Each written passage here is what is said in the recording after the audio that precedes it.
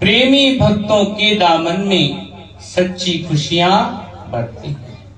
तो गुरु प्रेमियों, सत्पुरुषों की जितनी भी रचना होती है केवल परमार्थ के लिए, हर प्रेमी के अंदर भक्ति की ज्योत जगे, नाम की ज्योत जगे और हर हृदय आनंद मगन हो, यहां भी खुशियां में हो और परलोक में भी खुशियां हो। यहां भी जीवन सुख रूप हो और आगे परलोक में भी उसको जो है सुख मिले। परमार्थ हित अवतार जगत में गुरु जी ने है लीला। हम प्रेमियों नित्य प्रति श्री आरती पूजा में पढ़ते हैं। परमार्थ के लिए ही महापुरुष संसार में आते हैं। तो इसलिए प्रेमियों, जैसे कि संसार के अंदर एक माता पिता अपने बच्चों के लिए उनकी जमीन जायदाद मकान, उनका धन, जो कुछ भी होता है उनके बच्चों के लिए होता है, और उनकी जीवन जो है वो यही सोचते हैं कि हमारी तो जैसे निभ गई, लेकिन आगे बच्चे हमारे सुख रूप हों, आनंद रूप हों, उन्हें दुनिया के कष्ट, दुनिया की झंझटें, दुनिया की चिंताएं उनको परेशान न करें। तो ठीक प्रेमियों, जैसे संसारिक माता पिता सोचते हैं, ऐसे ही हमारे रूहानियत के माता पिता भी यही सोचते हैं।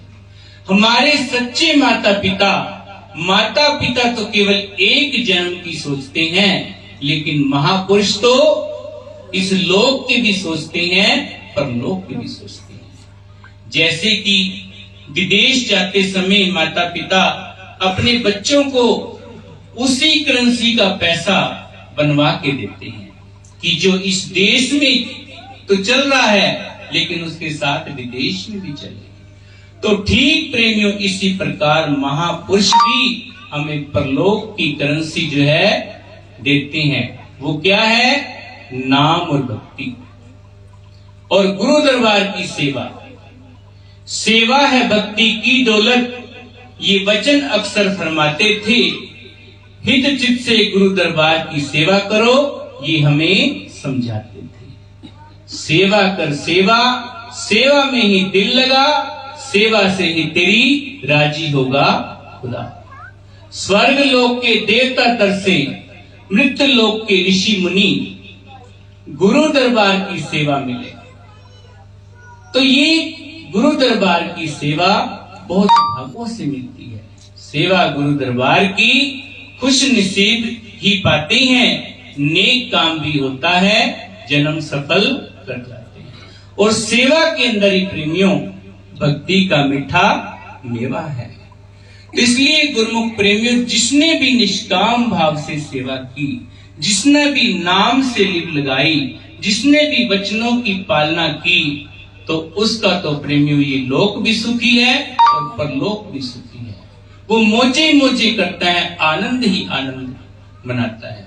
तो इसलिए प्रेमियों, श्री दरबार की रचना, श्री नंगली धाम की रचना, यहाँ ये जो सत्संग प्रोग्राम भंडारा हो रहा है, आदरणीय पूज्य महात्मा जी बड़ी मेहनत से लगे हुए हैं। उसका केवल एक ही मिशन है, उसका यही मिशन है कि आप गुरुमुख प्रेमियों के पास नाम की दौलत और भक्ति की दौलत जो है होनी चाहिए। सत्पुरुषों के चरणों से जोड़ते हैं, जोड़ो प्यार सतगुरु से, सतगुरु की प्रीत झूठी नहीं, हर संकट से आन उबारे, हर संकट से आन उबारे, सतगुरु जैसा कोई मीत नहीं।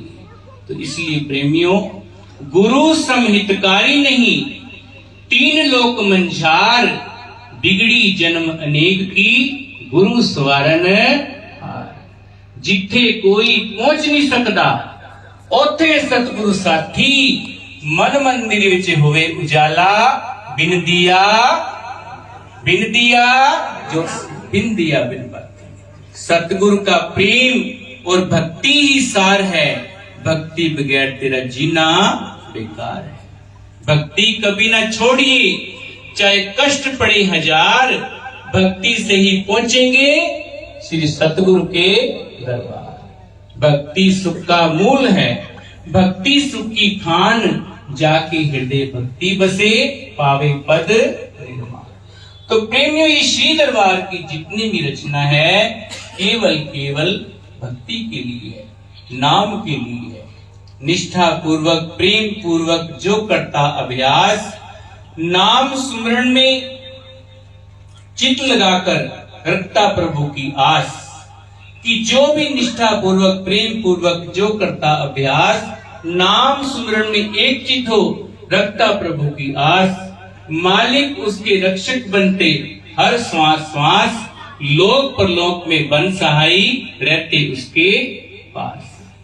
तो श्री गुरुमय प्रेमी अपने सेवकों के पास ही होते हैं। सारे जो कार्य उनके कौन करते हैं? श्री गुरु महाराज जी।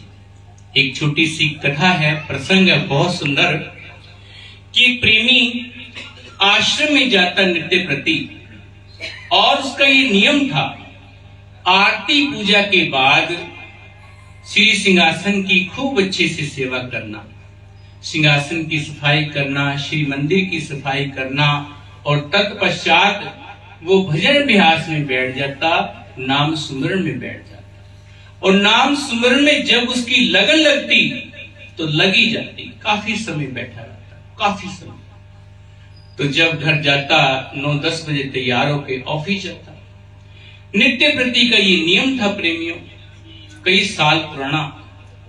तो ये कुछ दिनों बाद उसकी बच्ची की लड़की की शादी आ गई, तो घर वालों ने उससे कहा कि आप अभी आश्रम थोड़े दिन ना जाएं, क्योंकि काम होता है, बाजार जाना होता है हमारे साथ, तो आप आश्रम ना जाएं।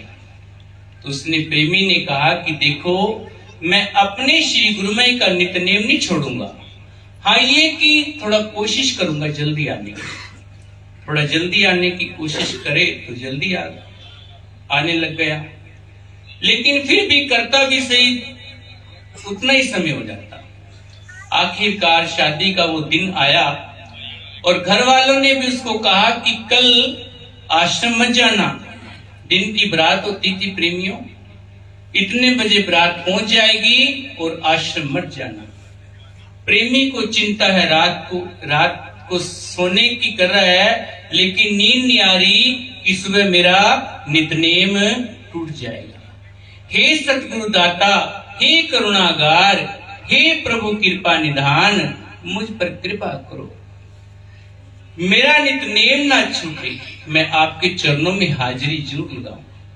प्रातः काल उठा, स्नान आदि से फारग होके सीधी राह ली कुटिया की राह ली, आरती पूजा हुई। अपने नियम पूर्वक वो श्री सिंहासन की सफाई करके उसने सोचा तो था कि मैं भजन अभ्यास से जल्दी उठ जाऊंगा, लेकिन प्रेमियों ऐसी लीव लगी, ऐसी गुरुमय के करने हुए कि उसकी लीव ध्यान लगी। जैसे कहते हैं, लीव श्री चरणन में लगी, जैसे चंद चकोर, रैन दिवस निर्खत रहूं, श्री गुरु मूरत की और। तो ऐसी प्रेमियों उसकी लीव लगी कि भान ही नहीं रहा समय का। कई घंटे बीत गए, सारा दिन बीत गया। श्याम को सायंकाल के समय उसको थोड़ी सुधि आई कि मैं कहाँ हूं, आश्रम में, अपने गुरुदेव के आश्रम में, और प्रेम हिलोरे ले रहा था भक्ति के। जब उसको उठा, मथा टेका, दंडवत करके मथा टेका, आशीर्वाद लिया, उसको भान आया, उसको ध्यान आया कि आज तो मेरी बिटिया की शादी थी और मुझे जल्दी जाना था, तो ये क्या, ये तो 4 बजने को हो गए। तो मत्था टेक के जल्दी पग बढ़ा रहा है, कहां की तरफ? घर की तरफ। आगे घर पहुंचने वाला था, पहुंच ही रहा था कि बारात की विदाई हो रही है। बारात की विदाई हो रही है, लड़की तैयार होकर गाड़ी में बैठने वाली है, तो वो सर्ववश संकोच वश वो प्रेमी पीछे रुक गया। भाई मैं आप बीच में क्या जाऊं, सारा दिन तो मैं यहाँ नहीं था, अब सारे मुझे कहेंगे लड़की की विदाई हो जाए फिर जाऊंगा। लड़की की विदाई हो गई, उसके बाद थोड़ी देर बाद 5-10 मिनट बाद वो भी शामिल हो गया। तो उसकी धर्मपत्नी जी कहने लगी चलो जी अब खाना खुना खाएं, ठीक ठाक अच्छे से सब कार्य हो गए।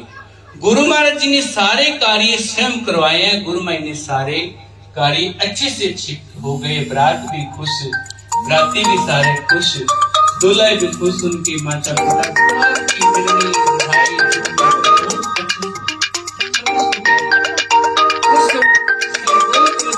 ये सोच रहा है कि मुझे कोई नहीं